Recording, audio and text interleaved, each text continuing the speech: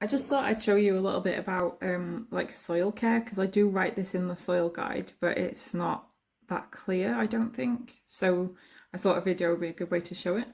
So over time, your hamster's soil will dry out like this. Like this is Sylvie's soil, and it's really dry. It really needs doing. So I thought I'd do this video at the same time. So I'm picking any bits out of her soil. Sorry, it is quite dry. Picking any bits out that shouldn't be in there, little bits of food, that kind of thing. Just checking for any wee, and it seems to be pretty clean. So what I'm going to do is, I've seen a few people sort of throw soil away when it gets like this, but you don't need to, and that's why I'm doing this video, because it'll help you make your soil last longer. So what I usually do is run a tiny little bit of water, but make sure it's just a teeny tiny trickle, and then I just bob a little bit in and just run it under, but not for very long, so just a little bit, and then just mix the soil together. This will make a mess, by the way. So what we're going for here is damp soil, not wet soil. So now that I've mixed this in, it's still really, really dry.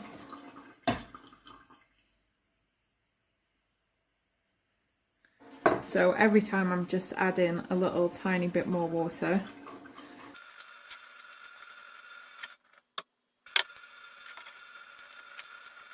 And you want to make sure that you mix it really well, because what you're going for is damp soil, not wet soil.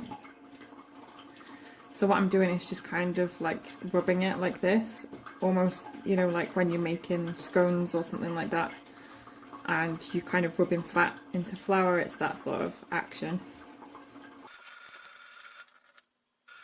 And each time I'm just adding a tiny bit of water, because if it gets too wet, then I'm going to need to dry it a little bit, so I prefer not to get it to that point.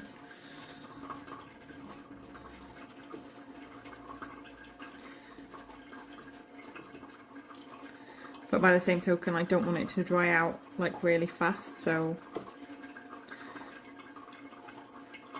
a good test to do is to grab it and clump it like that, and to see whether or not the clump remains.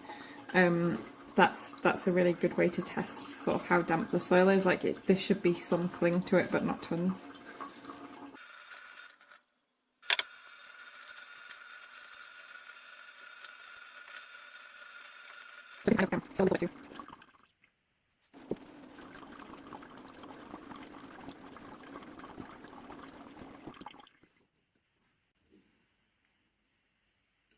So I'm quite happy with this. See, when I clump it, it kind of holds the clump and then just falls apart into smaller clumps. That's kind of what I'm going for.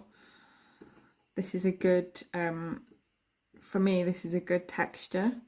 It's not too wet, not too dry. This should last a good little while in this sort of condition.